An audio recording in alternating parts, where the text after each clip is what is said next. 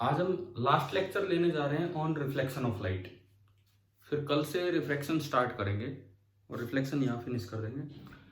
तो last time आपने you और वी के ग्राफ वाले काम पूरा एनालिसिस किया था, मतलब पिछली क्लास में जो होमवर्क दिया हुआ था उसी का एनालिसिस आप करते रहे थे। अब मैंने आपको कॉन्वेक्स मिरर के लिए बनवा दिया, कॉनकेव मिरर के लिए बनवा दिया यू और वी का ग्राफ। अगर प्लेन मिरर के लिए बनाना हो तो कैसा होगा? प्लेन मिरर के लिए अगर बनाना हो तो कैसा होगा? सपोज हम आज के लेक्चर की शुरुआत यहीं से कर रहे हैं, V वर्सेस U ग्राफ। यहां से हम लेक्चर स्टार्ट कर रहे हैं अपना, और इक्वेशन आपकी है 1/v plus 1/u is equal to 1/f। ये जो रिलेशन है इनमें, और हमने ये देखा था कि अगर पहले हमने बनाया था फॉर कॉनकेव,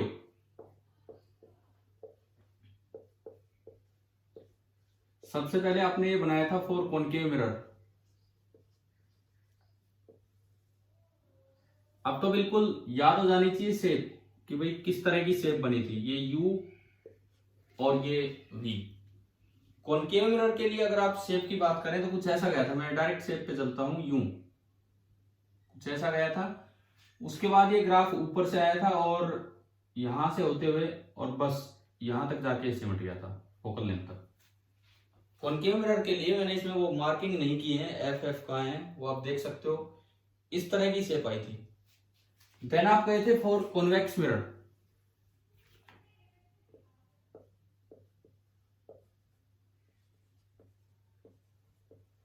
इसके बाद आप गए थे फॉर कॉन्वेक्स मिरर।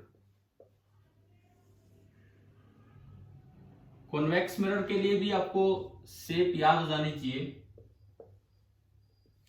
इस यूवी ग्राफ की। कैसी शेप आई थी? यहां पे ये कुछ यहीं पे सिमट गया था और फिर ये ऊपर से यूं आते हुए ना, ये तो हमने वही वाला बना दिया। अगर मैं कॉन्वेक्स की बात करूं, ये कॉनकेव में है, कॉन्वेक्स में जो रिजल्ट मिला था वो रिजल्ट आपको मिला था इधर वाली side.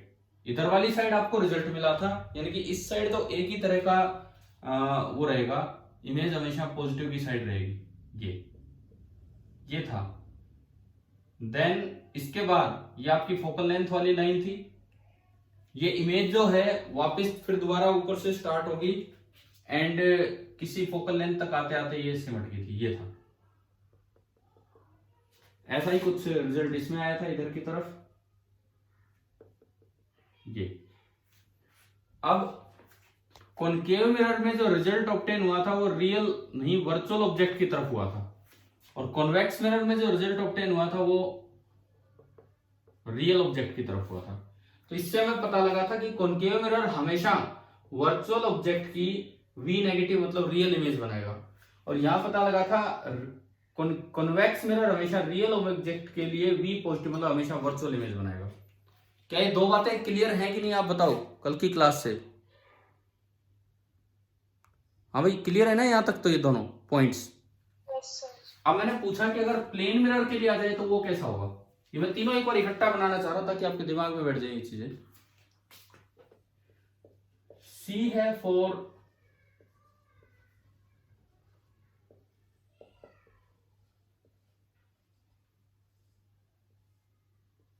Plane mirror. Plane mirror के लिए कैसा होगा?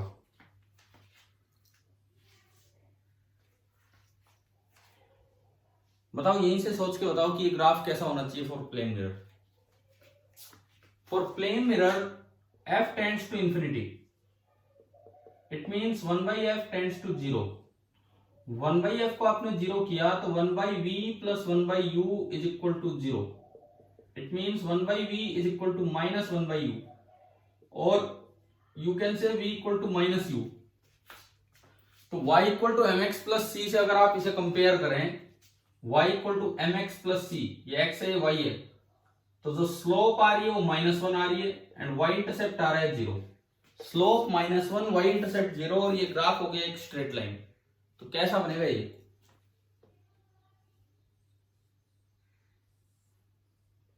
ये u, ये v,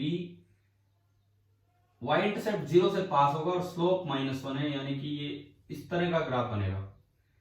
ये वाला एंगल आपका 45 डिग्री होगा, -1 स्लोप का मतलब, या यूं कहें ये पूरा एंगल 135 डिग्री होगा। अब आप बताओ, आपको VU ग्राफ तीनों के लिए कंपैरेटिव बनाने आ गए, क्या है, कैसा बनेगा? ठीक है, ताकि एग्जाम में कभी आए तो ज्यादा सोच विचार ना करना पड़े और सीधा ही बन जाए।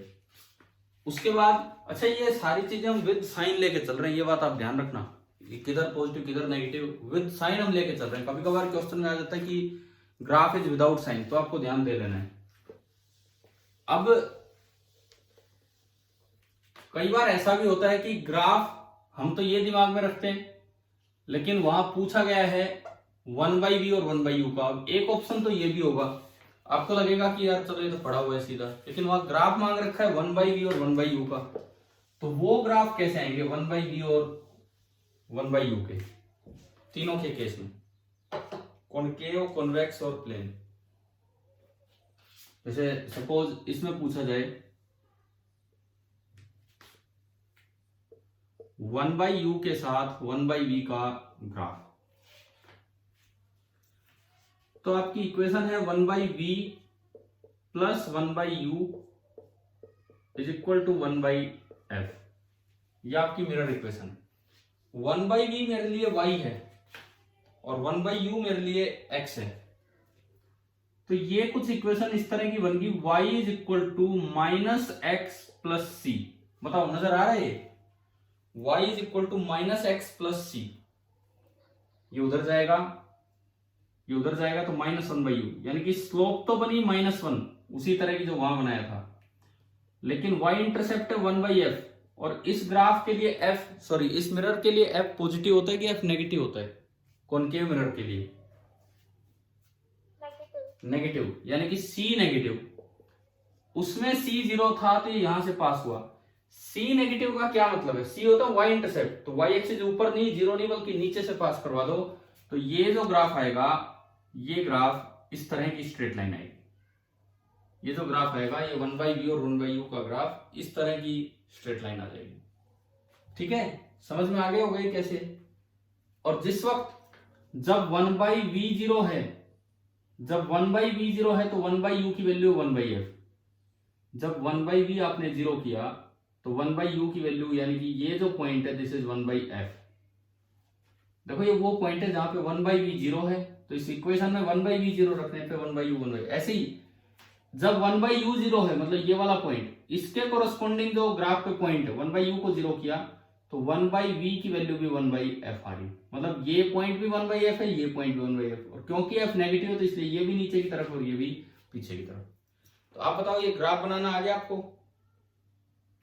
ठीक है, अब कॉन्वेक्स के लिए बताइए ये ग्राफ कैसा होगा। अगर यही वाला ग्राफ चाहिए 1/u एंड 1/v का ग्राफ, तो कॉन्वेक्स के लिए कैसा होगा? बताओ क्या चेंज होगा? इक्वेशन सेम, सब कुछ सर f पॉजिटिव हो जाएगा। हाँ, तो y इंटरसेप्ट पॉजिटिव हो जाएगा, y इंटरसेप्ट पॉजिटिव, स्लोप वही -1, स्लोप -1 का मतलब है ये एंगल 135 डिग्री, स्लोप यहां भी -1 लेकिन ऊपर कट करेगी ये, तो ये ग्राफ कुछ ऐसा आएगा, ये ग्राफ कुछ ऐसा आएगा, angle 135 degree, straight line graph होगा, और पिछली बार की तरह ये भी 1/f और ये भी 1/f, लेकिन f पॉजिटिव है। चलो ये दोनों ग्राफ आ गए ना समझ में कैसे बनाना है। ठीक है, अब यही ग्राफ प्लेन मिरर के लिए कैसा होगा? ये यहां तक आया पड़ा है, यहां तक, तो प्लेन मिरर के लिए अगर आप देखते हो तो स्लोप तो -1 है और सेम ही तो है, y इंटरसेप्ट 0 है, 1/v is equal to -1/u, यानी कि अगर आप प्लेन मिरर के लिए बनाओगे तो जो v और u का ग्राफ है वही 1/u और 1/v का ग्राफ आ रहा है, क्योंकि वही इक्वेशन इसमें, वही इक्वेशन v और u में है, तो सेम ग्राफ आ जाएगा, एंगल 135 डिग्री और y इंटरसेप्ट 0। समझ में आया? हाँ भाई बोलो, तीनों के ग्राफ क्लियर हो गए आपको, किस तरह से हमने ग्राफ सुनाए हैं?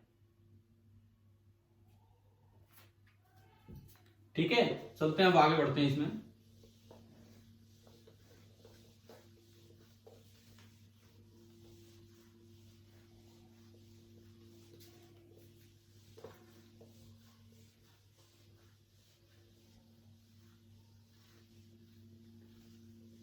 कल आपका टेस्ट होगा, कल ओनली ऑन कंप्लीट रिफ्लेक्शन, ठीक है। लेने को हम आज भी ले सकते हैं, लेकिन एक दिन आपको दे रहे हैं, आप थोड़ा तैयार हो जाइए इस काम के लिए। कुछ क्वेश्चन HCV के भी मैं आपको दूंगा होमवर्क में, पहले अपना वो कर लीजिए। कल फिर ओनली कंप्लीट रिफ्लेक्शन पे टेस्ट होगा, ठीक है ना। तैयारी रखना भी उस चीज की। एक दिन आपने प्लेन मिरर का टेस्ट दिया था, अब कंप्लीट रिफ्लेक्शन का टेस्ट होगा, इस तरह से होगा।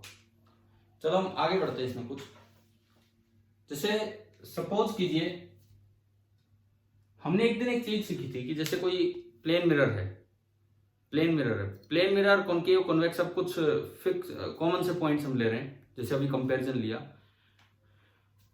अगर प्लेन मिरर रेस्ट पे है मान लो, और वो मोशन में था, तब भी मैंने स्पीड वाले क्वेश्चंस करवाए थे। जब प्लेन मिरर रेस्ट पे था, तो जो ऑब्जेक्ट चल के आता है, तो आप ऑब्जेक्ट की वेलोसिटी के दो कंपोनेंट करते हो, एक पैरेलल कंपोनेंट और एक परपेंडिकुलर कंपोनेंट। पैरेलल कंपोनेंट तो ऑब्जेक्ट और इमेज का सेम रहता है, परपेंडिकुलर कंपोनेंट रिवर्स हो जाता है। ये बात ध्यान है ना आपको, मैं उस पर बेस्ड एक क्वेश्चन दे रहा हूं आपको।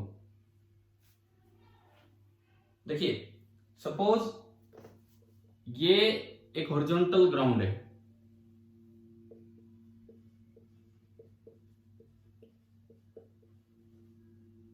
और यहां पे मैं एक मिरर बनाता हूं, किसी एंगल थीटा पे। ये आपने एक मिरर बना दिया, प्लेन मिरर फिक्स है यहाँ पे, इस तरह से हॉरिजॉन्टल के साथ थीटा एंगल पे। अब मैंने क्या किया कि यहां से कुछ आगे से एक पार्टिकल को थ्रो किया, थीटा से ज्यादा एंगल अल्फा पे, यू स्पीड के साथ एक पार्टिकल को प्रोजेक्ट कर दिया, मतलब प्रोजेक्टाइल इंक्लूड कर रहे हैं इसमें। और ये मान के चलना कि ये टकराएगा नहीं मिरर से, इस तरह का नहीं हो रहा है। तो ये अपना पैराबोलिक पाथ फॉलो कर जाएगा, ये जो भी है। आपने जब थ्रो किया, वो इंस्टेंट है t equal to 0, t equal to 0 पे आपने थ्रो किया है इस तरह से। अब मान लो इसमें ये कहा है कि the image of the particle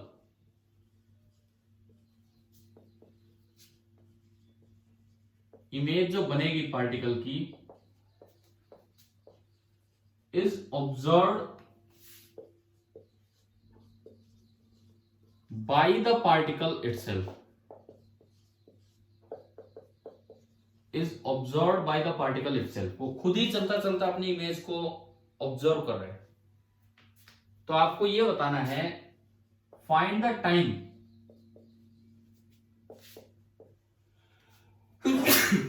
at which the image will momentarily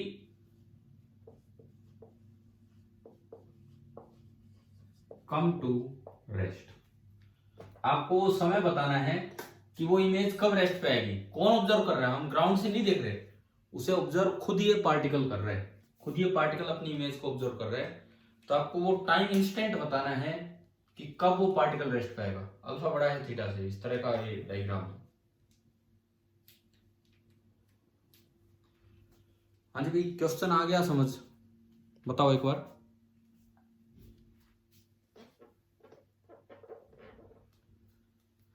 क्या क्वेश्चन का मतलब क्या है? क्या वो क्लियर हो गया आपको?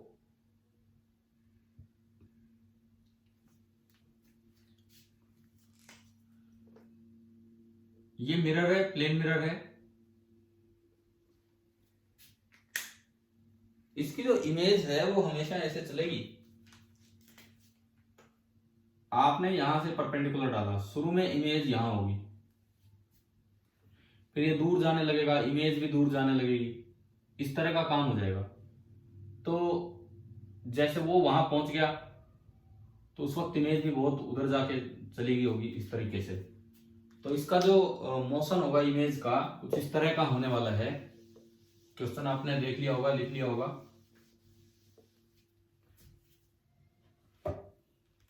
कि इसी तरह की मैंने एक लाइन लगा दी,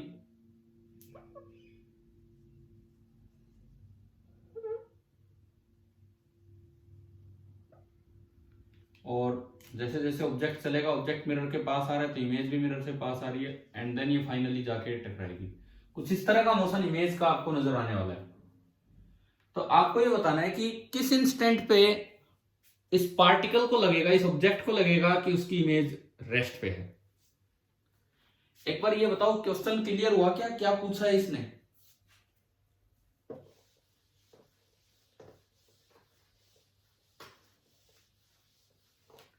हाँ भाई, फिर मैं बताता हूं, आप उस तरह स्टार्ट करोगे कि क्वेश्चन क्लियर हुआ, क्या पूछा है इसमें।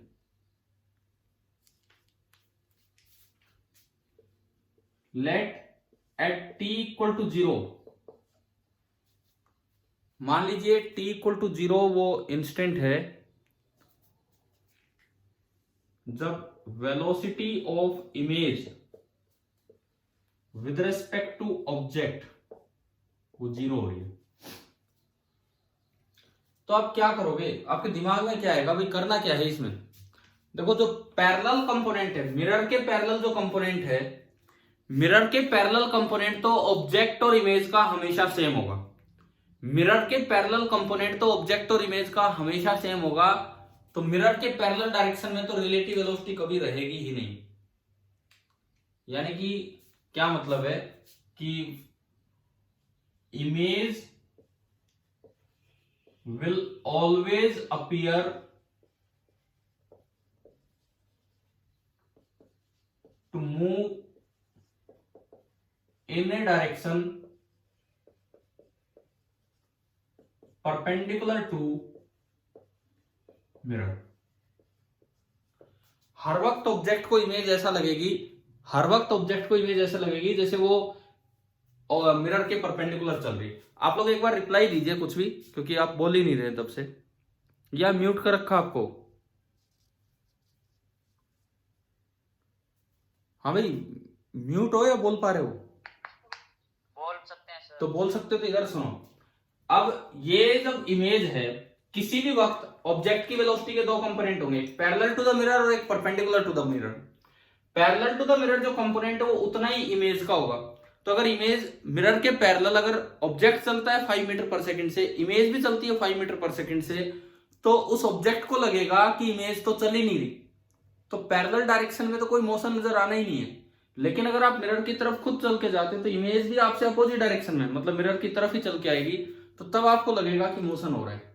इसका मतलब अगर मैं चाहूं कि वेलोसिटी ऑफ इमेज 0 हो, तो पैरेलल कंपोनेंट की तो कोई टेंशन है ही नहीं। पैरेलल कंपोनेंट तो जितना ऑब्जेक्ट की वेलोसिटी होगी उतनी इमेज की होगी, तो वो तो हमेशा ही कट जाएंगे रिलेटिव वेलोसिटी में। यानी कि आपको अगर ये टाइम चाहिए तो आपको बस एक ही चीज पे ध्यान देना है कि find the time eight which the component of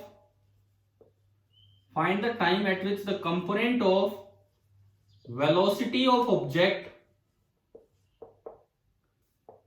in a direction perpendicular to the mirror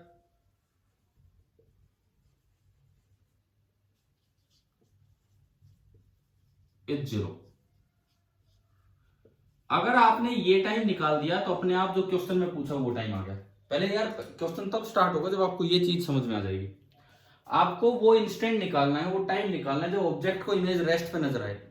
तो अगर ऑब्जेक्ट मिरर के पैरेलल चलता रहे तो उसे तो इमेज हमेशा रेस्ट पे नजर आएगी। लेकिन अगर ऑब्जेक्ट में एक कंपोनेंट है वेलोसिटी का परपेंडिकुलर टू द मिरर, तो उतना ही अपोजिट डायरेक्शन में perpendicular to the mirror velocity image का कंपोनेंट होगा वेलोसिटी का, तो उसकी वजह से रिलेटिव वेलोसिटी हमेशा नॉन जीरो रहेगी। तो अगर आप relative velocity of image with respect to object zero करना चाहते हो तो आपको एक ही टाइम ढूंढना है, वो टाइम निकाल दो जिस वक्त ऑब्जेक्ट की वेलोसिटी मिरर के पैरेलल है, या यूं कहें जिस वक्त ऑब्जेक्ट की वेलोसिटी का परपेंडिकुलर कंपोनेंट 0 है। ये बताओ एक बार, क्या ये पॉइंट आ गया है समझ में कि नहीं? उसके बाद फिर हम स्टार्ट करें ना ये। हाँ भाई, इसमें कोई कंफ्यूजन है क्या? ये जो पॉइंट समझाया मैंने अभी,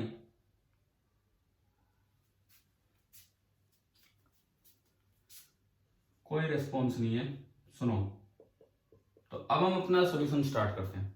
ये जो प्रोजेक्टाइल है, आप सबसे पहले किसी भी टाइम टी पे इसकी वेलोसिटी के कंपोनेंट कर दो।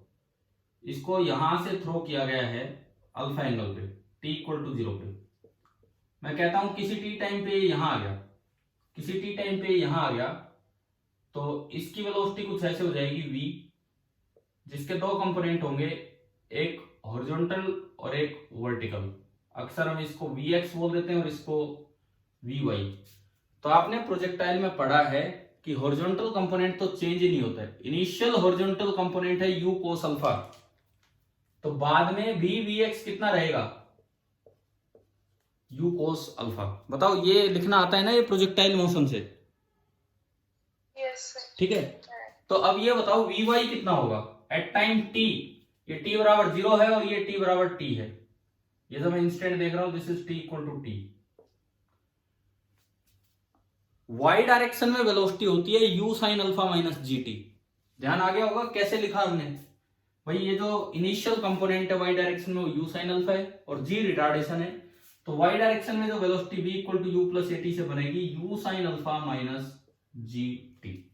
एक बार आप ये बताओ क्या vx और vy लिखने आ गए आपको, ठीक है।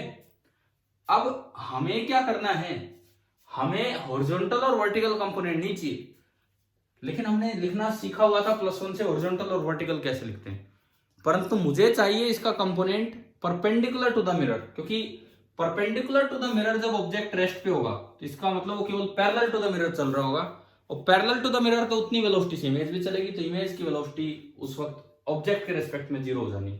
चलिए इसके कंपोनेंट ब्रेक करते हैं। मिरर कितने एंगल पे, थीटा एंगल पे। मिरर जो है वो आपका थीटा एंगल पे है।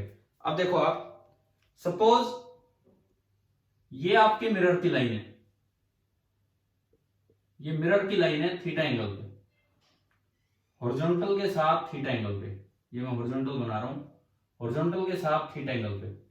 तो एक मैंने बना दी मिरर के परपेंडिकुलर लाइन, क्योंकि मुझे उस डायरेक्शन में ऑब्जेक्ट की वेलोसिटी का कंपोनेंट चाहिए, मिरर के परपेंडिकुलर।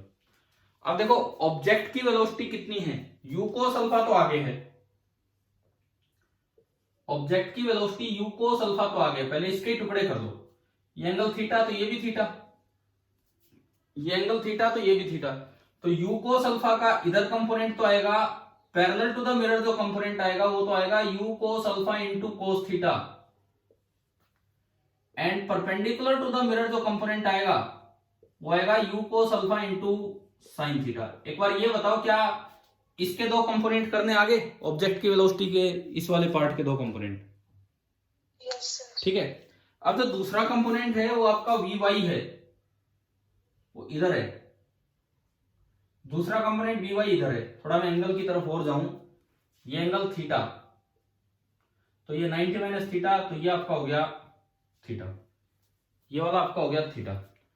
तो अगर ये थीटा है और ये vy है, तो ये जो कंपोनेंट बनेगा, ये वाला कंपोनेंट, ये वाला कंपोनेंट बनेगा vy cos थीटा, ये वाला कंपोनेंट बनेगा vy cos थीटा, और vy ये रहा, तो ये कंपोनेंट आया u sin alpha minus gt into cos theta, ठीक है। और जो ये वाला कंपोनेंट बनेगा ये बनेगा vy sin थीटा, मैं vy लिख देता हूं, इसको इतना बड़ा है, vy sin थीटा। तो आप ये बताओ एट टाइम t आपको ऑब्जेक्ट की वेलोसिटी के दोनों कंपोनेंट लिखने आ गए क्या, मिरर के परपेंडिकुलर और मिरर के पैरेलल, ठीक है। अब अगर मैं लिखूं कि वेलोसिटी ऑफ ऑब्जेक्ट का परपेंडिकुलर कंपोनेंट, तो एक इधर है एक इधर है, किसी में कोई सा घटा दो, मान लो वो बड़ा है, तो ये हो गया u cos alpha into sine theta minus ये वाला कंपोनेंट है u sin alpha minus gt into cos theta, ये बना। और अगर आपको वेलोसिटी ऑफ ऑब्जेक्ट का पैरेलल कंपोनेंट चाहिए, तो पैरेलल दोनों एक तरफ बन रहे हैं वो जुड़ जाएंगे, तो u cos alpha into cos theta plus क्या होगा vy u sin alpha minus gt into sine theta. आप बताओ क्या ऑब्जेक्ट वेलोसिटी के दोनों लिखने आ गए आपको, हाँ जी, मैं मिटा रहा हूं फिर इस चीज को। आपको ये v object perpendicular and v object parallel लिखने आ गए हैं ना, दोनों कंपोनेंट्स, ठीक है। अब इसको देख के आप इमेज के बारे में बता सकते हो। कैसे? कि जो इमेज है उसका पैरेलल कंपोनेंट तो सेम रहेगा, ये सेम कंपोनेंट ही v इमेज रहेगा पैरेलल टू द मिरर, लेकिन जो इमेज का परपेंडिकुलर कंपोनेंट होता है वो इससे रिवर्स होता है, यानी कि ये जो आएगा this is negative of v image perpendicular. आप बताओ ये दो इक्वेशंस कैसे लिखी, क्या क्लियर हुआ कि नहीं? Yes sir. ठीक है। अब अगर आप रिलेटिव वेलोसिटी लिखना चाहते हो, अगर आप रिलेटिव वेलोसिटी लिखना चाहते हो कि velocity of image with respect to object, तो भाई इमेज में से ऑब्जेक्ट की वेलोसिटी घटानी पड़ेगी, इमेज में से ऑब्जेक्ट की वेलोसिटी घटानी पड़ेगी। तो जब घटाओगे तो पैरेलल कंपोनेंट तो कट जाएंगे, सेम है, पैरेलल कंपोनेंट तो कट जाएंगे, सेम है, लेकिन परपेंडिकुलर कंपोनेंट डबल हो जाएगा क्योंकि वो तो अपोजिट डायरेक्शन में है। और क्वेश्चन कहता है कि आपको ये जीरो करना है, क्वेश्चन कहता है कि आपको ये जीरो करना है। इट मींस पैरेलल कंपोनेंट की तो कोई टेंशन ही नहीं है, वो तो कट ही लेने हैं। परपेंडिकुलर कंपोनेंट जब ऑब्जेक्ट का जीरो होगा तो जीरो का रिवर्स भी जीरो होगा। तो अगर आप इस चीज को जीरो करना चाहते हैं, अगर आप इस चीज को जीरो करना चाहते हैं, इसका मतलब आपको VO का परपेंडिकुलर कंपोनेंट जीरो कर देना चाहिए। क्या ये समझ में आया? ये वाला पॉइंट जो अभी मैंने बताया लास्ट।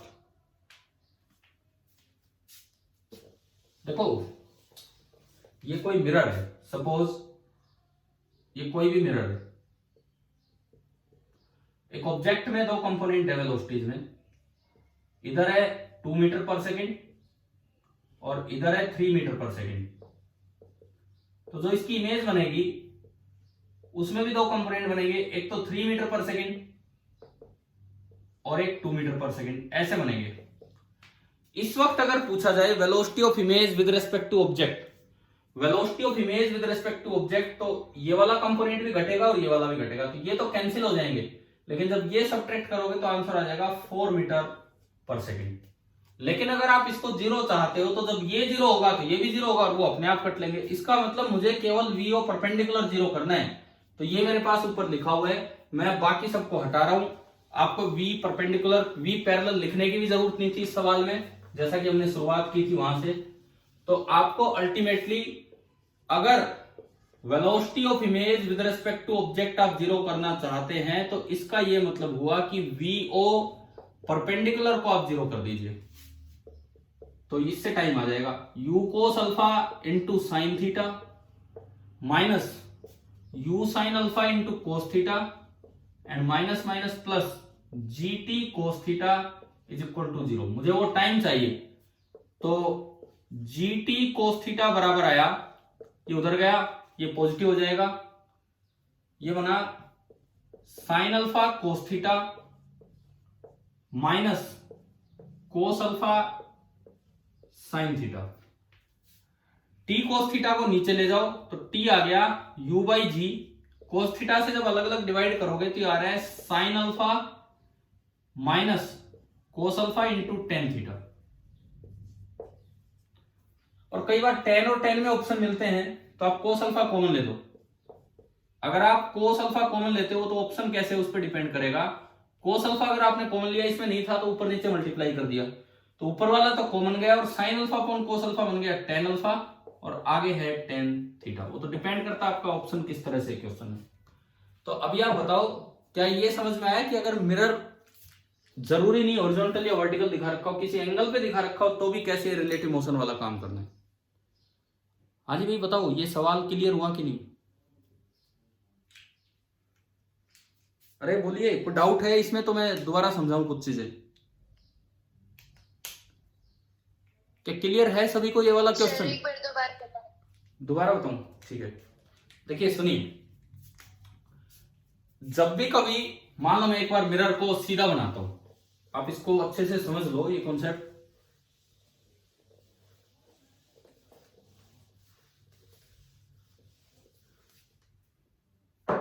मान लीजिए ये कोई मिरर है, एक ऑब्जेक्ट है, उसकी वेलोसिटी के दो कंपोनेंट है, एक परपेंडिकुलर टू द मिरर और एक पैरेलल टू द मिरर। यह है 3 मीटर पर सेकेंड, यह है 4 मीटर पर सेकेंड। मिरर उधर बनाता हूं। अब यूं बताओ इस वक्त इमेज की वेलोसिटी कितनी होगी? मिरर के पैरेलल तो इमेज की वेलोसिटी अभी भी कितनी होगी? जो सेम रहेगी। और जो परपेंडिकुलर कंपोनेंट है वो रिवर्स हो जाता है, कितना होगा? 3 मीटर पर सेकेंड। पहले तो आप ये बताओ इमेज की velocity with respect to ground बनाना आ गई कि नहीं? कैसे बनाइए? हाँ भाई, क्लियर है? विद रिस्पेक्ट टू ग्राउंड हमने कैसे बनाई? Yes sir. ठीक है। अब अगर मैं इमेज की velocity with respect to object बनाना चाहूं तो ऑब्जेक्ट को रेस्ट पे लाओ, तो 3 इसमें घटाएंगे तो इसी डायरेक्शन में 3 इसमें भी आएगा, और 4 इसमें यूं घटाएंगे तो 4 इसमें यूं भी घटेगा। तो विद रेस्पेक्ट टू ऑब्जेक्ट अगर आप देखते हो तो इमेज में ये कंपोनेंट तो कैंसिल ही हो गया, तो इमेज में एक ही कंपोनेंट बचा, और कितना बचा? 6 मीटर पर सेकेंड। यानी कि ऑब्जेक्ट को इमेज तभी चलता दिखाई देगा जब खुद ऑब्जेक्ट मिरर की तरफ जा रहा हो। खुद ऑब्जेक्ट मिरर की तरफ जा रहा है या मिरर से दूर जा रहा होगा, मिरर के परपेंडिकुलर चल रहा होगा, तो उसको इमेज में वेलोसिटी नजर आएगी। जैसे देखो ना, आप मिरर है, आप उसके पैरेलल चलते रहो, आप बिल्कुल अपने आप को रेस्ट पे पाओगे अगर आपको बाकी चीजें नहीं दिखती, बस आप अपने आप को देख रहे हो। लेकिन अगर आप मिरर की तरफ चलते हो तो आपको इमेज चलती हुई नजर आएगी। इसका मतलब कभी भी ऐसे किसी सवाल में, प्लेन मिरर वाले किसी भी क्वेश्चन में, अगर ये पूछा जाए कि इमेज ऑब्जेक्ट के रेस्पेक्ट में रेस्ट पे है, कभी भी ये सवाल आए कि इमेज ऑब्जेक्ट के रेस्पेक्ट में रेस्ट पे है, तो आप क्या करेंगे? ऑब्जेक्ट की वेलोसिटी का perpendicular component to the mirror 0 कर दो, क्योंकि पैरेलल कंपोनेंट से तो उसको इमेज चलती दिखाई ही नहीं देगी। उसको अगर इमेज चलती दिखाई देगी ऑब्जेक्ट को खुद, तो अपने परपेंडिकुलर कंपोनेंट की वजह से। यानी कि ऐसा क्वेश्चन जब भी आए, आपको इमेज की वेलोसिटी का component perpendicular to the direction of mirror, image की वेलोसिटी का component perpendicular to the direction of mirror 0 कर देना है, तो ये अपने आप हो जाएगा। पहले ये बताओ यहां तक क्लियर हुआ? क्योंकि फिर मैं तभी आगे बढ़ूंगा। Yes sir. ठीक है, अब सुनो, इसके बाद सुनो। अब मिरर के परपेंडिकुलर कंपोनेंट निकालने में अगर आपको सीधा ही दिख रहा है तो बहुत अच्छी बात है। मान लो इस तरह का कोई केस है, मिरर सीधा रखा है, मिरर सीधा रखा है और ऑब्जेक्ट कहीं चल रहा था, और ये एंगल है थीटा या अल्फा, जो भी एंगल है। तो आपने क्या किया? केवल परपेंडिकुलर डायरेक्शन में कंपोनेंट किया v cos अल्फा, और according to question v cos alpha को आप कर देंगे 0। According to the question v cos alpha को आप कर देंगे 0। अब इस सवाल में यही क्वेश्चन था, मतलब इस क्वेश्चन में यही बात पूछी है कि लेकिन मिरर उन्होंने हॉरिजॉन्टल या वर्टिकल ना देके, मिरर खुद एक एंगल पे इंक्लाइंड है, मिरर खुद हॉरिजॉन्टल के साथ एक एंगल पे इंक्लाइंड है, थीटा एंगल पे। तो अब आपने एक पार्टिकल को थ्रो किया, यहां से एक पार्टिकल को थ्रो किया with speed u at an angle theta, और वो इस तरह से गया पार्टिकल। उसको खुद की इमेज रेस्ट पे नजर आनी है एक इंस्टेंट के लिए। तो देखो, किसी भी टाइम t पे, t बराबर 0 पे आपने थ्रो किया, ये एंगल है अल्फा, किसी भी टाइम t पे जो वेलोसिटी होगी वो ऐसे बनेगी, तो उसको खुद की इमेज रेस्ट पे तब नजर आएगी जब वो चलते चलते मिरर के पैरेलल हो जाए। ये देखो, मैं यहां आता हूं, क्या इस वक्त जो वेलोसिटी वो मिरर के पैरेलल बन गई डायग्राम में? हाँ भाई, डायग्राम में इस वक्त वेलोसिटी मिरर के पैरेलल बनी, यानी कि इस वक्त जो इसकी इमेज होगी ना, इमेज वो भी बिल्कुल इसी डायरेक्शन में मिरर के पैरेलल चलती हुई दिखाई देगी। इसका मतलब इस समय, इस इंस्टेंट पे ऑब्जेक्ट को इमेज किस पे नजर आएगी? रेस्ट पे। क्या ये डायग्राम आ गया यहां तक समझ में? Yes sir. ठीक है। अब मुझे वो इंस्टेंट निकालना है कि जिस वक्त इसकी वेलोसिटी, इसकी फाइनल वेलोसिटी मिरर के पैरेलल हो जाए। तो मिरर के अगर पैरेलल है तो इसका मतलब मिरर के परपेंडिकुलर कंपोनेंट कितना होगा? 0। आप इसके बाद मैथमेटिकली कैसे भी जा सकते हो। कॉन्सेप्ट यही था कि आपको वो टाइम निकालना है जब इस पार्टिकल की वेलोसिटी मिरर के पैरेलल हो जाए। कॉन्सेप्ट तो यही था। अब आप चीज आगे कैसे बढ़ो, तो हम आगे कैसे बढ़े, हमने क्या किया, मान लो इंस्टेंट t हो चुका है, तो t इंस्टेंट पे हॉरिजॉन्टल कंपोनेंट ऑफ वेलोसिटी तो चेंज होता नहीं है, horizontal component of projectile velocity तो u cos अल्फा ही रहेगा, और जो वर्टिकल कंपोनेंट ऑफ वेलोसिटी है अकॉर्डिंग टू काइनेमेटिक इक्वेशन वो हो जाता है u sin alpha minus gt। क्या ये प्रोजेक्टाइल से ये बात आ गई समझ में? ठीक है। और जो नेट वेलोसिटी है वो इधर होनी चाहिए, जो नेट वेलोसिटी है वो इधर होनी चाहिए, बिल्कुल इसके पैरेलल।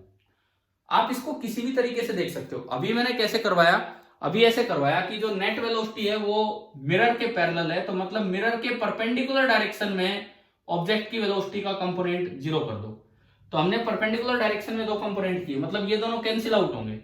इसका कंपोनेंट आएगा ये मिरर के पैरेलल की मैं बात कर रहा हूं, मिरर के पैरेलल लाइन, ये एंगल है थीटा, तो ये एंगल भी होगा थीटा। अब देखो तो ये 90 माइनस थीटा, तो u cos अल्फा का तो नीचे कंपोनेंट आया u cos alpha into sine theta, क्योंकि थीटा की साइड कोस आता है, दूसरी साइड साइन, और ये 90 माइनस थीटा उससे थीटा बनेगा, तो ऊपर वाले का कंपोनेंट आएगा u sin alpha minus g t into cos theta. और अगर नेट वेलोसिटी उधर है तो ये और ये कंपोनेंट एक दूसरे को कैंसिल आउट कर देंगे। तो हमने अभी ये इक्वेशन बनाई थी u cos alpha into sine theta is equal to u sin alpha minus g t into cos theta, और यहां से टाइम निकाल लिया था। आप बताओ भाई ये तरीका अभी सभी को क्लियर है कि नहीं, क्या किया था? बोलो जिन्होंने डाउट पूछा था। आप इसको और भी किसी तरह देख सकते हो। देखो आपके डायग्राम समझ में आना चाहिए। आप मान लो ये इक्वेशन ऐसे ना बनाएं, ठीक है, ये तो आपने इक्वेशन यूं बना ली। आप इसी चीज को ऐसे भी देख सकते हो कि भाई हमें पता है कि जो वेलोसिटी है वो परपेंडिकुलर टू द मिरर होनी है, वो इंस्टेंट आपको ढूंढना है। तो आपने इसको थ्रो किया, मान लो यहां आते आते वेलोसिटी इधर होगी, और ये जो डायरेक्शन है वेलोसिटी की ये parallel to the mirror. Parallel to the mirror का मतलब कि इस वक्त वेलोसिटी ने हॉरिजॉन्टल के साथ एंगल कितना बना रखा होगा, इस वक्त वेलोसिटी ने हॉरिजॉन्टल के साथ एंगल बना रखा होगा थीटा, क्योंकि इस वक्त जो वेलोसिटी है वो मिरर के बिल्कुल पैरेलल है। और आप देखो इसके दो कंपोनेंट, ये आगे की तरफ vx और ये ऊपर की तरफ vy, और ये एंगल है थीटा। तो अगर आप यहां से देखें तो टेन थीटा बराबर आ गया vy अपॉन vx, तो टेन थीटा बराबर आ गया vy आपने देखा था अभी u sin alpha minus g t upon vx आपने देखा था that was u cos alpha. इसको मल्टीप्लाई किया तो u cos alpha into tan theta that is equal to u sin alpha minus g t. और आप यहां से भी टाइम निकाल सकते हो, जी टी बराबर वही आ जाएगा सेम। क्या समझ में आ गया कि नहीं, कैसे कैसे इसको कर सकते थे इस तरह के सवाल को? ठीक है, मतलब अब आगे बढ़ते हैं हम। प्लेन मिरर पे भी मतलब कैसा भी सवाल बना के दिया जा सकता है, इसलिए बीच में क्वेश्चन लिया था। और एक चीज ये दिमाग में रख लो कि प्लेन मिरर के केस में जब भी कभी ऑब्जेक्ट के रेस्पेक्ट में इमेज रेस्ट पे हो तो ऑब्जेक्ट को मिरर के परपेंडिकुलर डायरेक्शन में रेस्ट पे ले आओ, अपने आप वो रेस्ट पे आ जाएगा। ठीक है, चले थोड़ा और आगे बढ़ते हैं, क्योंकि हम रिफ्लेक्शन को आज कंप्लीट ही कर रहे हैं। रिफ्लेक्शन में हम स्पीड की तरफ गए थे, हमने फॉर्मूला पढ़ा था कि स्पीड का क्या फॉर्मूला होता है, और उस पर मैंने वो जोकर वाला क्वेश्चन भी आपको करने के लिए दिया था। क्या वो किया, क्या आपने ट्राई? Yes, sir. वो देखा कि बुक में जो सॉल्यूशन है वो अगले 1 सेकंड की एवरेज दे रहे हैं, जबकि हम आपसे जो क्वेश्चन में पूछा वो इंस्टेंटेनियस पूछा है। आपका फॉर्मूला ये आया था कि विद रेस्पेक्ट टू मिरर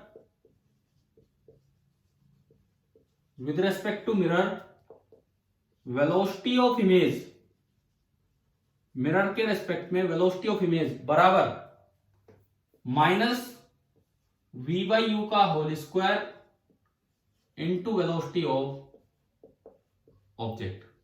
तो उस क्वेश्चन को आपने ये फॉर्मूला लगा के भी कर लेना था, v और u उसमें दिख रहे थे सॉल्यूशन में कि कितने कितने हैं, तो उस तरह से हो जाता। ठीक है, हो गया। ठीक है, ठीक है। अब सुनो, आगे सुनो। मान लो जैसे कोई क्वेश्चन आए, मैं इसी फॉर्मूले का एक और यूज बताता हूं। आपको एक कॉन्केव मिरर दिया है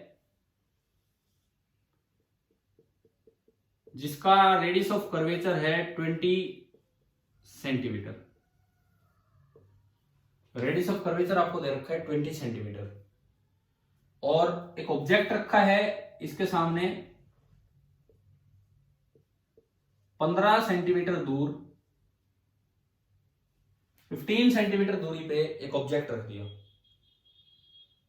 अब इसमें बोला है कि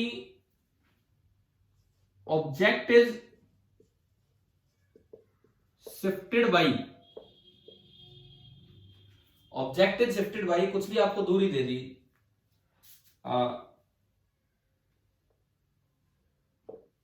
कितनी ले इसमें, ऑब्जेक्ट इज शिफ्टेड बाई 15 पे है 3 centimetre towards the mirror, towards right बोल दो, towards right. Find the shift in position of image. Suppose ये क्वेश्चन आ जाए, अब एक सवाल से हम 2-3 सवाल बनाते चलेंगे और एक कॉन्सेप्ट यहां भी सीख रहे होंगे। ये ऑब्जेक्ट अभी यहां रखा हुआ है और इसको 3 सेंटीमीटर राइट की तरफ, उधर की तरफ ले गए, तो आपसे पूछा कि इमेज में कितनी शिफ्टिंग होगी। तो आपको क्या करना पड़ेगा, सबसे पहले तो इमेज की प्रेजेंट लोकेशन निकालनी पड़ेगी, है ना भाई। सबसे पहले इमेज की प्रेजेंट लोकेशन आप करो, मिरर इक्वेशन लगाओ और इमेज की प्रेजेंट लोकेशन बताओ कि कहां है।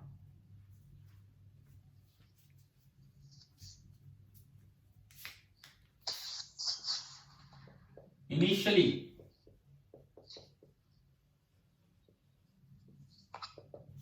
u आपको दिया है -15, f कितना है, f इस मिरर का f -10, ठीक है। तो बताओ यहां से v कितना आ रहा है, अगर मैं यहां से कैलकुलेट करूं तो v कितना निकल के आ रहा है,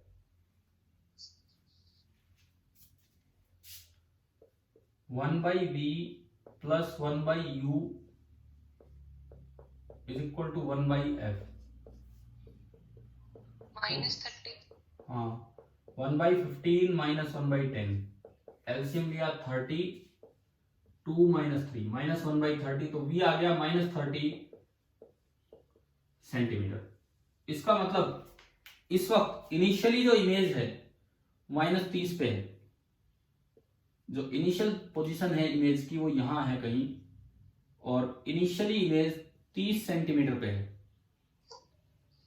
अब क्या बोला है, अब ऑब्जेक्ट कहां गया, 3 सेंटीमीटर टुवार्ड्स राइट, उधर की तरफ आप 3 सेंटीमीटर ले गए, उधर की तरफ 3 सेंटीमीटर, तो कितनी नई पोजीशन क्या होगी ऑब्जेक्ट की, हाँ जी 12। ओडेस में बोल देता हूं, तो ओडेस आपका बना 12 सेंटीमीटर, ओडेस आपका बना 12 सेंटीमीटर। तो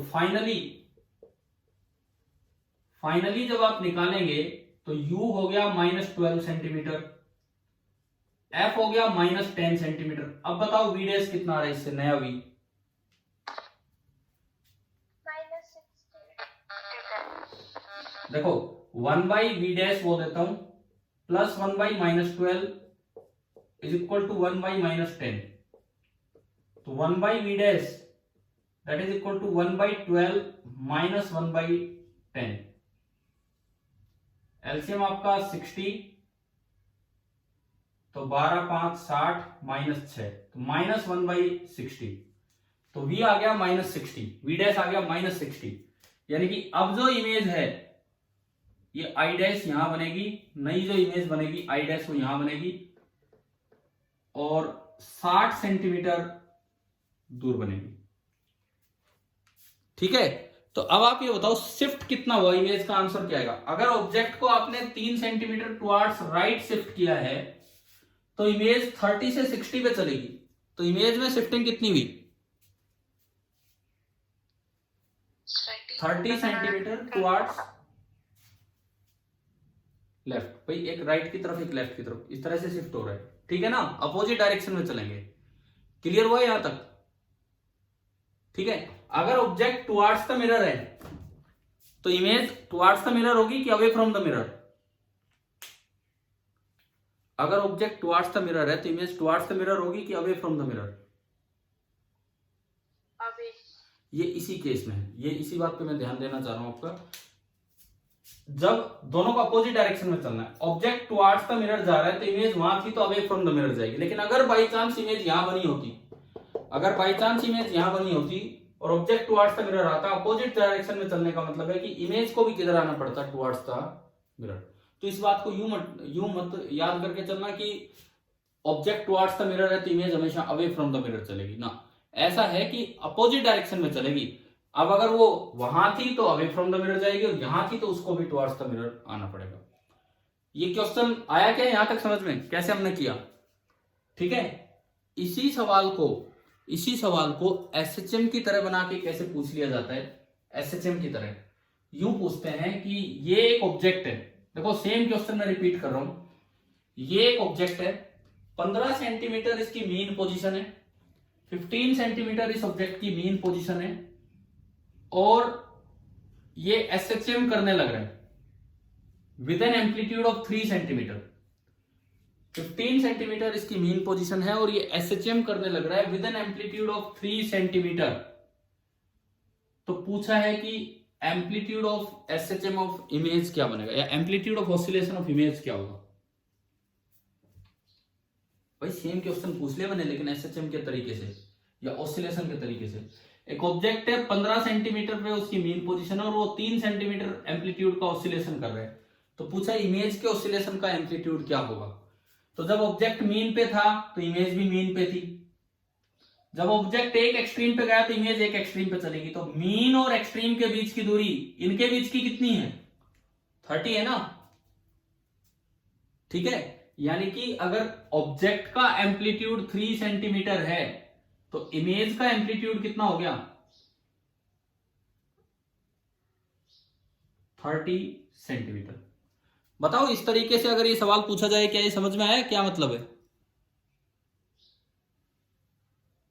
अरे बोलो, जवाब दो कि क्लियर हुआ क्या ऐसे? अगर ऑब्जेक्ट का ऑसिलेशन दे दिया जाए तो इमेज के ऑसिलेशन के बारे में आप पता लगा सकते हो। अब मैंने इस सवाल में ऑब्जेक्ट का ऑसिलेशन डायरेक्ट दे दिया कि 3 सेंटीमीटर उसका एम्पलीट्यूड है। डायरेक्ट अगर ना दिया जाए ना तो एम्पलीट्यूड ऐसे निकालना होता है। सपोज आपको ये दे दिया कि जब ऑब्जेक्ट मीन पोजीशन से निकल रहा था तो उसकी स्पीड दे रखी है, कि जब ऑब्जेक्ट मीन पोजीशन से निकल रहा था तो उसकी स्पीड दे रखी है। अब हमें एक फॉर्मूला लगाना पड़ता है जो एसएचएम में हमने पढ़ा है कि मीन पोजीशन पे जो स्पीड होती है वो कितनी होती है? मीन पोजीशन पे जो स्पीड होती है वो कितनी होती है? ओमेगा इंटू ए। ओमेगा कहां से निकलता है? मान लो ये गिवन है ओमेगा, आपको एक ब्लॉक दे रखा होगा, वो ऑसिलेट कर रहा है, उसकी इमेज के बारे में पूछा है, तो उसका टाइम पीरियड होता है 2π√, याद है कि नहीं? स्प्रिंग ब्लॉक सिस्टम का टाइम पीरियड का क्या फॉर्मूला होता है? बोलो। ओमेगा बाई के। ओमेगा बाई के नहीं, एम बाई के। वहां से ओमेगा 2π/t, तो 2π/t करोगे तो ये आएगा √k/m। ओमेगा हमने यहां से निकाल लिया, स्पीड आपको मीन पे दे रखी है तो इससे आप एम्पलीट्यूड निकालोगे, और एम्पलीट्यूड मान लो 3 आया तो उससे आपने इमेज का एम्पलीट्यूड निकाला। मतलब मैं एक सवाल से शुरुआत की और उसको धीरे धीरे एसएचएम की तरफ लेके जा रहा हूं कि कैसे ये एसएचएम के तरीके से भी ये बात पूछी जा सकती थी। क्या यहां तक ये पॉइंट क्लियर हो गया आप सभी को? Yes sir. ठीक है। अब देखो इसमें एक थोड़ा चेंज करते हैं। शुरू में आपने इसको ऑब्जेक्ट को शिफ्ट किया था कितना? 3 सेंटीमीटर। अगर मान लो सेम क्वेश्चन हो, वही है, O is shifted by 3 millimetre, 3 centimetre नहीं 3 millimetre towards right, find the shift in position of I। अब आप इसका जवाब दीजिए। मैं दोबारा वही डायग्राम बना देता हूं, क्वेश्चन रिपीट किया है आपके लिए।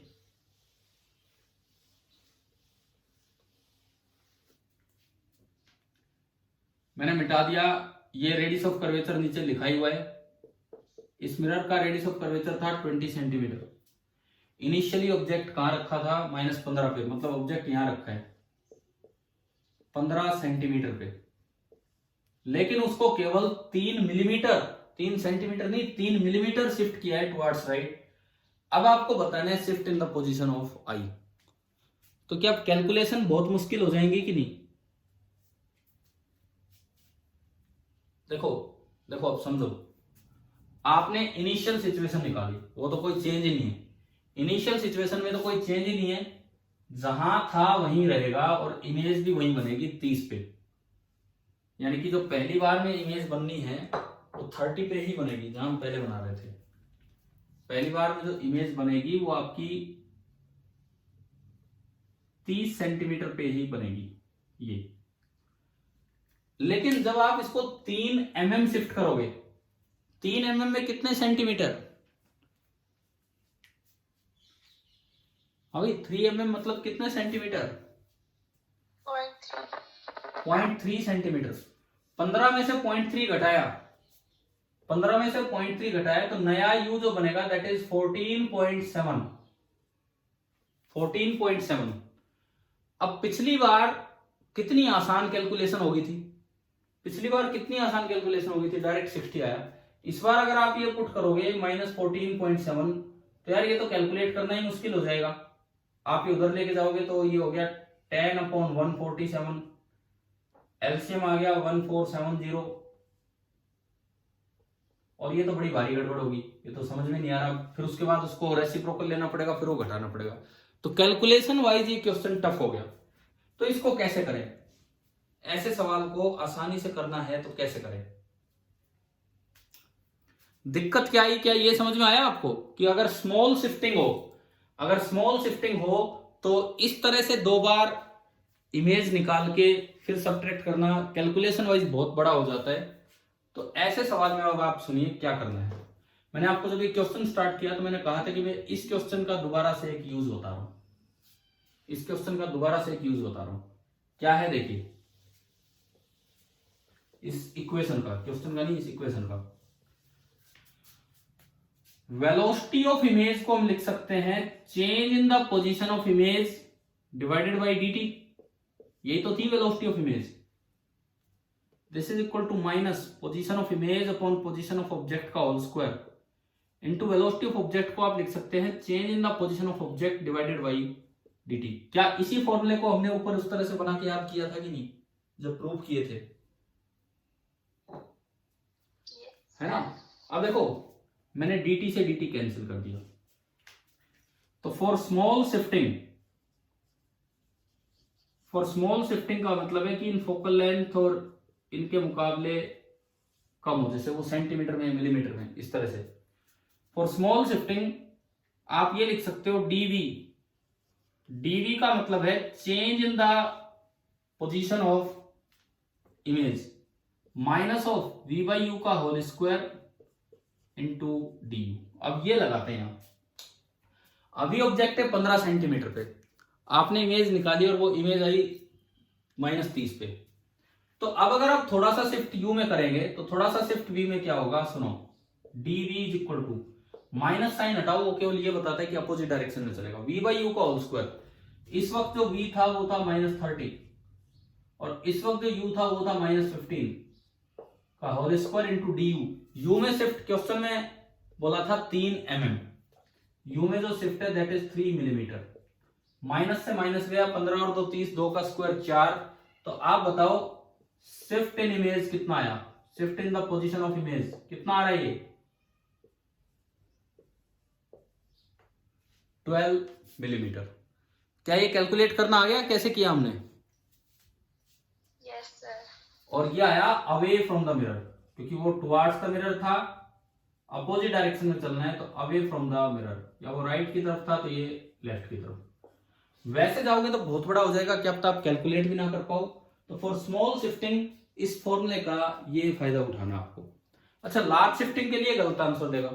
कैसे? इससे पिछले सवाल में आपने देखा था कि अगर, इससे पिछले सवाल में आपने देखा था कि 3 mm नहीं 3 सेंटीमीटर आपने शिफ्ट किया तो बताना इमेज कितना गई थी, 30 से 60 पे गई थी। इमेज में कितना शिफ्ट आया था? 30 का आया था। अब चेक करते हैं यहां से, अगर ये 3 सेंटीमीटर होता, अगर ये 3 सेंटीमीटर होता तो ये शिफ्ट आता 4 इंटू 3, 12 सेंटीमीटर। क्या असल में 12 सेंटीमीटर शिफ्ट हुआ है कि 30 सेंटीमीटर शिफ्ट हुआ है?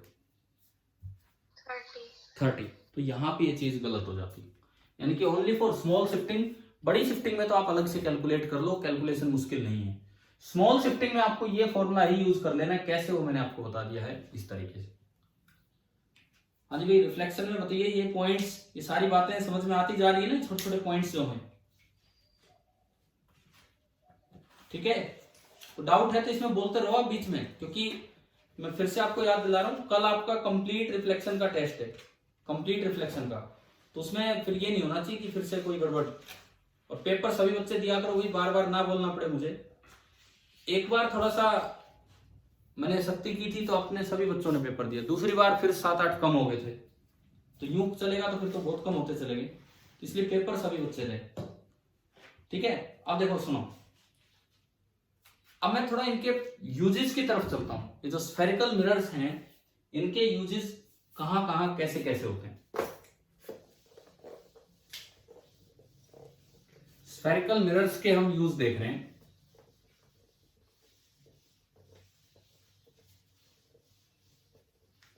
अब ये जो बाद में अभी क्वेश्चन किया, ये भी एसएचएम की तरह आ सकता था।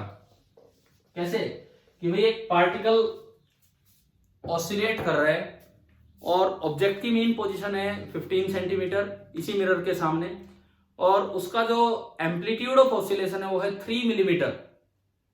तो आपसे पूछ ले कि amplitude of oscillation of image क्या बनेगा, कर दोगे ना ऐसे ही, तो इमेज का बन जाएगा 12 मिलीमीटर। समझ में आ गया होगा ये सेम चीज ऑसिलेशन में कैसे बना के दी जा सकती है, ठीक है। अब हम चलते हैं यूजेस ऑफ स्फेरिकल मिरर्स की तरफ।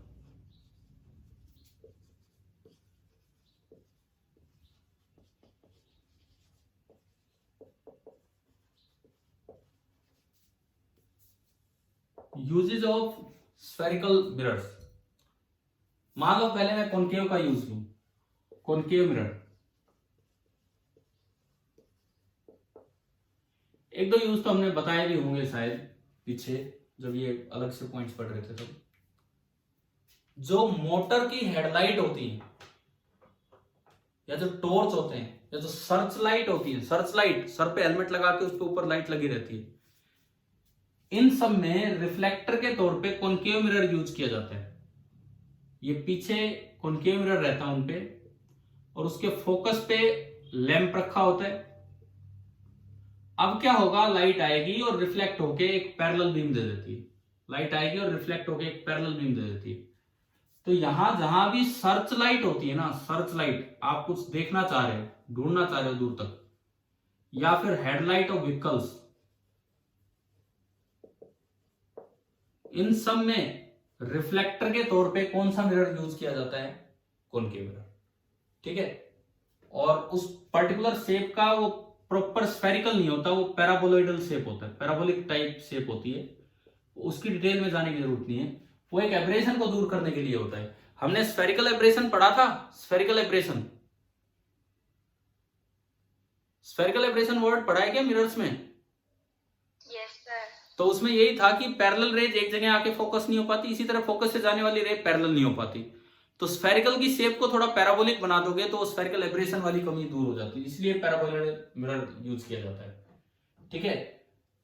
इसके बाद अगर मान लो कहीं पे आपको रिफ्लेक्टर ऐसा लगाना हो जहां लाइट फैलानी हो, जैसे स्ट्रीट लाइट, तो वहां पे रिफ्लेक्टर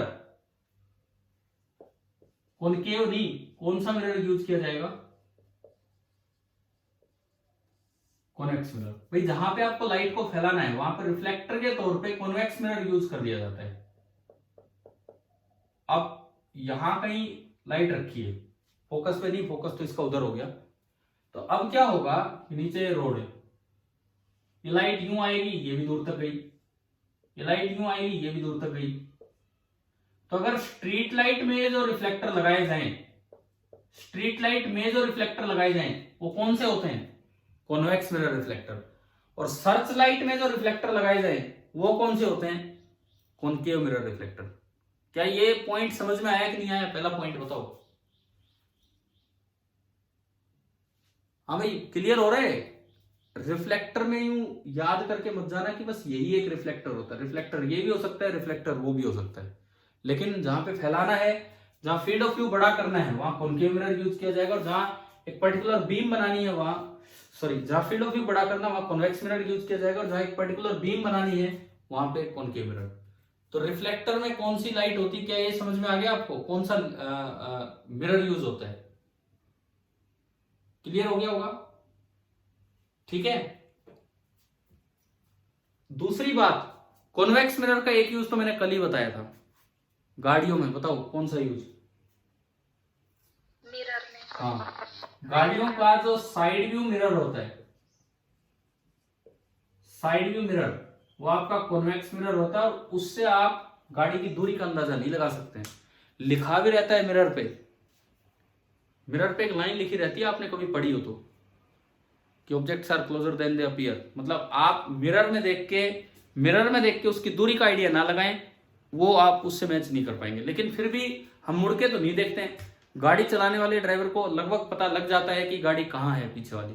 तो उसमें कहीं ना कहीं रोल साउंड का भी होता है। एक ट्रक चल के आ रहा है, जब वो पास होगा तो साउंड अलग तरह की होगी, और दूर होगा तो साउंड अलग तरह की। लेकिन मिरर में देख के उससे दूरी का अंदाजा नहीं लग पाता है, तो उससे बच के रहना चाहिए, वो एक एक्सीडेंट का कारण बन जाता है कई बार। ठीक है। और कॉनकेव मिरर्स, कॉन्वेक्स मिरर के तो ये लिमिटेड से यूज है, जहां पे फील्ड ऑफ व्यू लार्ज करना हो वहां कॉन्वेक्स मिरर। अब कॉनकेव मिरर या फिर कॉन्वेक्स मिरर में ये याद करो कि जहां इरेक्ट इमेज बनानी हो और एक छोटे से साइज में पूरा बड़ा ऑब्जेक्ट देखना चाह रहे हो, यानी कि डिमिनिश इमेज, छोटी इमेज बनानी हो, तो वो आपका कॉन्वेक्स मिरर है। कॉनकेव मिरर के और यूज बताओ आप। सेविंग मिरर का नाम लिया था हमने पहले। जहां भी किसी छोटे ऑब्जेक्ट को बड़ा करके देखना हो, छोटे ऑब्जेक्ट को बड़ा करके देखना हो वहां कॉनकेव मिरर, और बड़े ऑब्जेक्ट को छोटा करके देखना हो वहां कौन सा? कॉन्वेक्स। ऐसे याद रखो, कॉन्वेक्स हमेशा रियल की इरेक्ट और छोटी इमेज बनाएगा। जहां बड़े ऑब्जेक्ट को छोटा करके देखना हो कॉन्वेक्स मिरर, और जहां छोटे ऑब्जेक्ट को बड़ा करके देखना हो कॉनकेव मिरर, क्योंकि कॉनकेव मिरर ही बनाता है बड़ी इमेज। कब? जब ऑब्जेक्ट पास रखा हो। आप देखना अपना उसमें चलने चलाने वाला जो कल पढ़ाया था। तो सेविंग मिरर, हालांकि सेविंग के लिए कोई ऐसा नहीं कि परफेक्ट ऐसा ही मिरर चाहिए। आपने अपने घर में भी देखा होगा, तो प्लेन मिरर से आराम से लोग सेविंग कर लेते हैं, मिरर की जरूरत नहीं होती, बिना मिरर ही सेविंग कर लेते हैं, कोई जरूरत थोड़ी है ऐसी, तो उनसे काम चल जाता है। परंतु कुछ स्पेशल पर्पजेज हैं वहां पे, जैसे शादी ब्याह का मामला है, वहां पे जब जाते हैं आप, तो हो सकता है कि वो ये वाला मिरर यूज करें सेविंग मिरर के तौर पे, कॉनकेव मिरर। मेरे पास घर पे है एक कॉनकेव मिरर ऐसा सेविंग मिरर के रूप में, वो किसी के साथ निकला था, पंखे के साथ फ्री आया था, तो उसके सामने जब खड़े होते हैं तो अपना ही चेहरा बहुत बड़ा सा दिखने लग जाता है। इस तरह का वो सेविंग मिरर है, वो फिक्स है, नहीं तो मैं आपको दिखाता लाके। और यूज, जो आपके डेंटिस्ट होते हैं, कोई भी डॉक्टर, मुंह कान नाक आंख, मतलब ईएनटी स्पेशलिस्ट, डेंटिस्ट, इन लोगों को क्या होता है कि अब मुंह के अंदर घुस के तो देख नहीं सकते हैं, और अंदर छोटी सी चीज है और वो थोड़ा मैग्नीफाई करके देखना चाह रहे हैं, तो वो इस तरह से एक वो लगा लेते हैं मिरर, उसमें लगा होता है कॉनकेव मिरर, और कॉनकेव मिरर में वो इमेज देखते हैं ऊपर से, तो आपके अंदर की एक बड़ी इमेज दिखती है। तो इन सब पर्पजेज में आपका कॉनकेव मिरर यूज किया जाता है। तो भाई एक बात दिमाग में रखो, बस एक बात दिमाग में रखो, कि जहां छोटे ऑब्जेक्ट का की बड़ी इमेज देखना चाहते हो तो कौन सा मिरर यूज करना चाहिए? कॉनकेव। और जहां बड़े ऑब्जेक्ट की छोटी इमेज देखना चाहते हो और हमेशा इरेक्ट, तो फिर कौन सा? कॉन्वेक्स। रिफ्लेक्टर के तौर पे अक्सर बच्चे यही याद करते हैं कि रिफ्लेक्टर के तौर पे कॉनकेव ही होता है।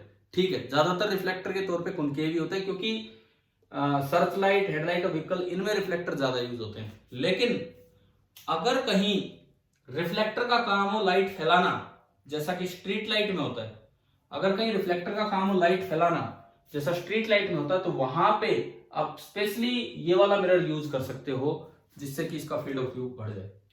अच्छा, कभी सवाल आ जाए कि कोई डिश एंटीना है और उसमें मिरर यूज कर रखा है, हालांकि वो परफेक्ट मिरर नहीं होता, लेकिन एक शेप होती है डिश एंटीना, तो वो कौन सी शेप का होता है? कॉनकेव की कॉन्वेक्स? डिश एंटीना आपने देखे होंगे अपने घर के आसपास या घर में, किस शेप के होते हैं डिश एंटीना? कॉनकेव की कॉन्वेक्स? कॉनकेव। उनमें भी ऐसा ही होता है, सिग्नल्स आते हैं, लाइट नहीं कोई और सिग्नल्स आते हैं ईएम वेव के, वो आते हैं और रिफ्लेक्ट होकर उसके फोकस पे जाते हैं, और उसके डिश एंटीना के फोकस पे एक डिवाइस लगी होती है जो फिर उन सिग्नल्स को आप तक पहुंचाती है। इस तरह से होता है। तो आप बताइए यूजेज वाला पार्ट क्लियर हो गया सभी को? ठीक है। अब ऐसा है कि ऑलमोस्ट रिफ्लेक्शन हो गया। अब मैं पहले तो आपको होमवर्क फ्रॉम एचसीवी देता हूं। होमवर्क फ्रॉम एचसीवी भाई, एनसीईआरटी के जो कल मैंने क्वेश्चंस दिए थे, आप लोगों ने मुझे वो क्वेश्चन सेंड किए, तो पता है मैंने लिख के बता भी दिया था आपको। केवल और केवल लाइन से 5-6 सवाल हटाए हैं। ह्यूमन आई अब सिलेबस में नहीं है, पहले हुआ करता था। ह्यूमन आई, उसके defects, myopia, hypermetropia, presbyopia, astigmatism, cataract, ये आपने 10th में पढ़े हैं। Yes, sir. तो ये अब 12th के सिलेबस में नहीं है, और 12th के सिलेबस में खैर पिछले 2-3 साल से नहीं है। तो बट एनसीईआरटी में से कब हटाया है वो मुझे नहीं पता है। इसी साल मुझे पता लगा है कि एनसीईआरटी टेक्स्ट बुक में से उनके वो सिलेक्टेड क्वेश्चंस हटा दिए गए, बाकी सब कुछ सिलेबस में है। तो बाकी सारे, तो कल जो मैंने क्वेश्चंस करने को दिया था वो सेकंड लास्ट था, और आपकी नई बुक के अकॉर्डिंग भी वो सेकंड लास्ट ही है, और वो क्वेश्चन मैं एक टेस्ट में दे चुका था आपको। तो जो 3-4 सवाल कल दिए करने को, सोल्ड एग्जाम्पल और वो एक्सरसाइज के, क्या वो सारे हो गए आप लोगों से? Yes, sir. ठीक है, Yes. ठीक है, ठीक है। अब सुनो, रिफ्लेक्शन पे आज आपको क्या ट्राई कर लेना है, सुनिए। Geometrical optics HCV part first. HCV part first का ये चैप्टर है ज्योमेट्रिकल ऑप्टिक्स नाम से। कौन सा चैप्टर है बता देता हूं, चैप्टर नंबर 18। चैप्टर नंबर 18, इसमें सुने, सोल्ड एग्जाम्पल 1, 2, 3, 4, पहले 4 सोल्ड एग्जाम्पल,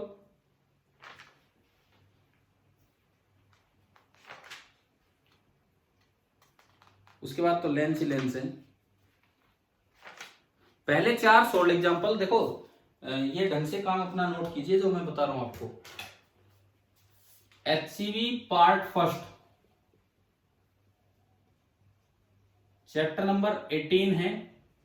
चैप्टर का नाम है ज्योमेट्रिकल ऑप्टिक्स। चैप्टर का नाम है ज्योमेट्रिकल ऑप्टिक्स। अब इसमें मैंने कहा कि जो वर्कड आउट एग्जाम्पल है, वर्कड आउट एग्जाम्पल जो एक्सरसाइज से पहले सोल्ड होते हैं इकट्ठे, 1 से 4, चैप्टर के अंदर भी हो सकते, वो उनकी मैं बात नहीं कर रहा हूं, जो वर्कड आउट एग्जाम्पल्स हैं वो। ऑब्जेक्टिव फर्स्ट, क्वेश्चन नंबर 1 ये यार नहीं कर सकते हो। क्वेश्चन नंबर 3, 4, 5, 6, बस। ऑब्जेक्टिव फर्स्ट में 1, उसके बाद सेकंड छोड़ने को मैंने कहा, एंड 3 to 6, 1 and 3 to 6, ये आपके ऑब्जेक्टिव फर्स्ट के हो गए। उसके बाद ऑब्जेक्टिव सेकंड, ऑब्जेक्टिव सेकंड में पहला भी नहीं कर सकते हो। Question number second, third, fourth, second, third and fourth. Objective second के आप ट्राई करेंगे question number second, third and fourth. उसके बाद एक्सरसाइज में सुनो, केवल रिफ्लेक्शन पे बेस्ड एक्सरसाइज में है 1 से 13, एक्सरसाइजेज में 1 to 13 एंड 1 से 13 तक होने के बाद, 1-2 सवाल मैंने ले लिए इनमें से, 1 से 13 तक होने के बाद 74, 75 ये सारे मिरर पे ही हैं, 76, 77, 78 एंड 79 ये अच्छे सवाल हैं। 74 to 79, 74 to 79। भाई ये काम ना आज कर लेना अपना कंप्लीट, ये काम आज कंप्लीट कर लेना है बिल्कुल। और हो सके तो आज शाम तक, रात 9 बजे तक आप अपने डाउट्स भेजिए, हो सके तो ये डिस्कस करवाएं, इन पे अपने डाउट्स लीजिए, ताकि कल आपका केवल रिफ्लेक्शन ऑफ लाइट पे टेस्ट हो सके। हाँ जी, तैयार होगी नहीं इस काम के लिए? बताओ, ये सारा काम कर लोगे आज दिन भर में? ठीक है, दिन भर में या शाम तक या जब भी आपको टाइम मिले तब तक आप ये कर देना। अब मैं आपको इसी में रिफ्लेक्शन में बस एक पॉइंट और बता रहा हूं, उसके बाद हम क्लास ऑफ करते हैं। एक तो ये लिख लिए थे कि नहीं, मैंने मिटा दिए ये।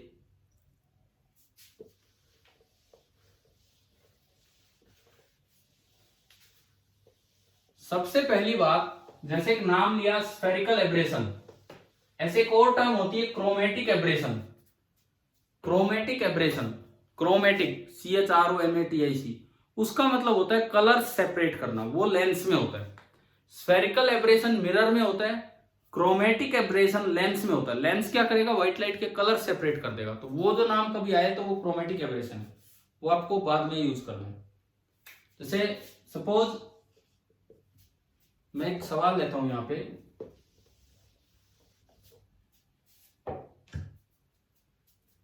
मान लीजिए ये दो मिरर है,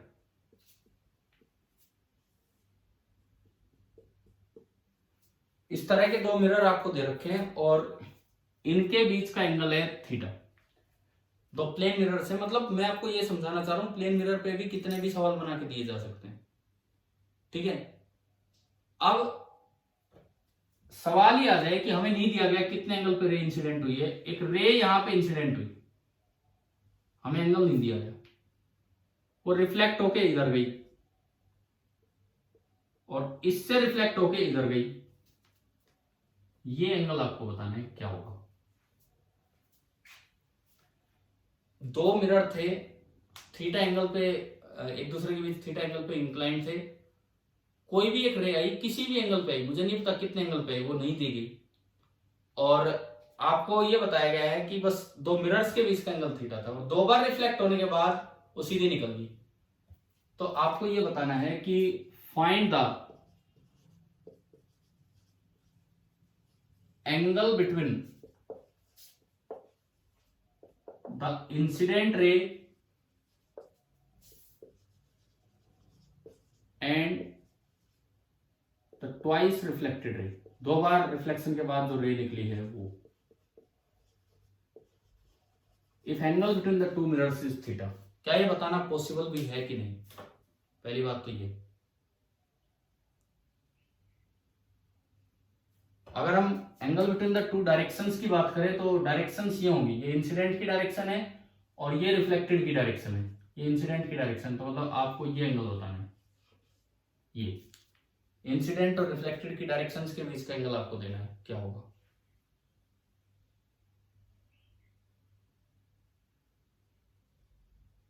हम करोगे ट्राई, ज्योमेट्रिकल क्वेश्चन है, कीजिए ट्राई।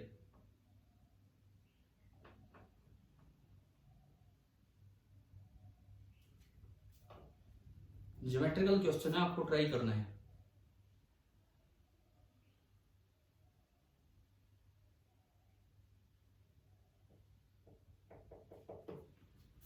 देखो सपोज यहां पे ये नॉर्मल है और मैं कहता हूं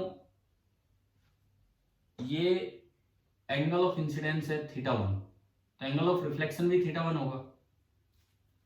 फिर यहां पे ये नॉर्मल है और मैंने कहा कि ये एंगल ऑफ इंसिडेंस है θ2, तो यहां पे ये एंगल ऑफ रिफ्लेक्शन भी θ2 होगा। कि यहां तक बात आ रही है समझ में, ठीक है। अब मुझे ये एंगल निकालना है, let this angle be alpha, मुझे ये निकालना है, क्वेश्चन ये पूछा है। तो आप इस ट्रायंगल को देखो, इस ट्रायंगल को, sum of interior opposite angles is exterior angle, तो अल्फा कितना हो गया एक बार यहां से देख के बताओ। अभी ना तो मुझे θ1 पता है ना मुझे θ2 पता है, लेकिन अल्फा कितना हो गया यहां से, बोलिए भाई अल्फा कितना हो गया इस ट्रायंगल से। आपको अल्फा निकालना है, केवल थीटा नोन है, इस ट्रायंगल से बोलो ना अल्फा कितना हो गया। 2 into θ1 plus θ2.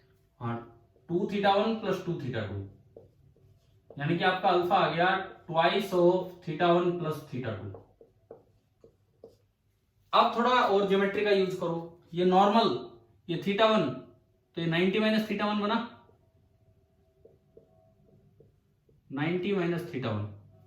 जब एंगल की वैल्यू ना पता हो तो उसे रेडियन की तरफ मान लेना चाहिए। सिमिलरली ये θ2 ये नॉर्मल, तो ये भी कितना बना 90 माइनस थीटा 2। अब एक ट्रायंगल के तीनों एंगल्स का सम कितना होता है? 180 degree. Theta plus pi by 2 minus theta 1 plus pi by 2 minus theta 2 is equal to pi. Theta minus theta 1 minus theta 2 is equal to, ये पाई से पाई कट गया 0, और यहां से अगर आप देखते हैं तो थीटा 1 प्लस थीटा 2 कितना आ गया? थीटा आ गया, और थीटा तो हमें दे ही रखा था, तो ये जो अल्फा आपको चाहिए था, ये अल्फा आपका कितना आ गया? Twice of theta. तो देखो ये क्वेश्चन यहां लेने का पर्पज क्या है? सिंपल ज्योमेट्री से प्लेन मिरर्स के क्वेश्चन हो जाते हैं। सिंपल ज्योमेट्री लगाने से आप सिंपली ज्योमेट्री लगाइए, प्लेन मिरर्स के क्वेश्चन हो जाएंगे। अब इसमें ऐसे सवाल आ जाए कहीं, तो एक ऑप्शन ये भी आएगा कि ये जो अल्फा है ये डिपेंड करेगा on the value of angle of incidence. तो क्या ये अल्फा डिपेंड कर रहा है on the value of angle of incidence? अगर दो बार रिफ्लेक्ट होकर रे बाहर आ रही है तो बताओ भाई, क्या ये डिपेंड कर रहा है? बिल्कुल नहीं कर रहा। अगर ये थीटा एंगल है तो वो भी आपका थीटा ही बनेगा, 2 थीटा ही बनेगा। शायद क्लियर हो गया होगा। ठीक है, क्लियर है आपको ये वाला क्वेश्चन, रिफ्लेक्शन सारा पार्ट क्लियर है ना अभी तो? ठीक है, HCV आज शाम तक कर लोगे ट्राई? HC वर्मा के जो सिलेक्टेड क्वेश्चंस दिए हैं रिफ्लेक्शन के, एक बार जवाब दीजिए। आप जवाब नहीं देते तो मुझे लगता है कि करना ही नहीं है, बस छोड़ो इस काम को। बताइए HC वर्मा वाले काम आज शाम तक मुझे ये चाहिए कि आज आप 9 बजे तक अपना एक काम कंप्लीट करके रखें, ताकि आप 9 बजे या 9 से पहले जब भी आपका कंप्लीट हो आप अपने डाउट्स भेज सके, ताकि कल जब हम चाहें तब आपका टेस्ट हो जाए। मुझे शाम तक का वेट ना करना पड़े। अगर आपके डाउट्स हो ले, जब भी हम चाहें दिन में जो भी फ्री टाइम होगा तभी आपका टेस्ट हो जाए। एक बार ये और बता दो, मेरी क्लास के बाद आपकी अगली क्लास नॉर्मली कितने बजे होती है? मैं थोड़ा टेस्ट शेड्यूल के लिए देखना चाह रहा हूँ। 10:30। 10:30 9:30 से 10:30, ये तो 1 ही घंटे का गैप है। 10:30 वाली क्लास कितने बजे खत्म होती है? 11:30। 11:30। उसके बाद अगली क्लास कितने बजे होती है? 11:30 के बाद 2:30 बजे। 2:30 बजे। तो यहाँ गैप है, यहाँ पे गैप है, तो कल कोशिश करेंगे कि इस इंटरवल में आपका रिफ्लेक्शन ऑफ लाइट का एक टेस्ट हो जाए। ठीक है भाई, तो अपनी तैयारी रखना। ठीक है, कोई भी डाउट आए अपने पूछ लेना। चलिए ठीक है, थैंक यू।